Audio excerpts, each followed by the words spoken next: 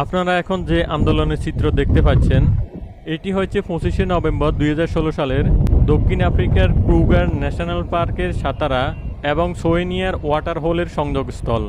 রাস্তায় অবরোধ করা সিংহের মধ্যে সবাই ছিল বয়সে তরুণ। তারা হয়তো চায়নি এই পার্কের ভিতর দিয়ে কোনো যানবাহন চলাচল করুক, তাই তাদের এই শান্তিপূর্ণ আন্দোলনের কারণে এই রাস্তা দিয়ে চলাচলরত গাড়িগুলো বিকল্প রাস্তা ব্যবহার করতে বাধ্য হয়।